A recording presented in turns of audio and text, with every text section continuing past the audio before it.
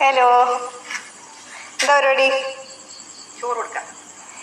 ഞാൻ ഒരു കാര്യം ചെയ്യട്ടെ. എനിക്കിപ്പം 25 വയസ്സായി. അപ്പൊ ഒരു ടെസ്റ്റും ചെയ്യാണ്ട് ഞാൻ ഹെൽത്തി ആണോ എന്ന് ഇപ്പൊ എങ്ങനെ അറിയാൻ പറ്റുക?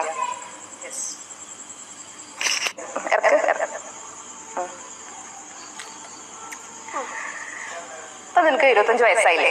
ശരിക്കും ഒരു 15 വയസ്സിനും 40 വയസ്സിനും ഇടയിലുള്ള ഒരു സ്ത്രീ ഹെൽത്തി ആണോ എന്ന് അറിയാൻ വേണ്ടിയിട്ട് വളരെ സിമ്പിൾ ആയിട്ട് ഒരു കാര്യം നോക്കിയാൽ മതി. അവരുടെ പീരീഡ്സ് കറക്റ്റ് ഡേറ്റിനാണോ എന്നുള്ളത്.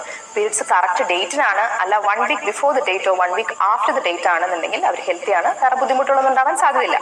പക്ഷേ അവർക്ക് പീരീഡ്സ് മാസങ്ങളോളം വരുന്നില്ല. ഇനി ഒരു മാസത്തിൽ വന്നാൽ തന്നെ ഒന്നിൽ കൂടുതൽ തവണ പീരീഡ്സ് ആവുന്നുണ്ട്.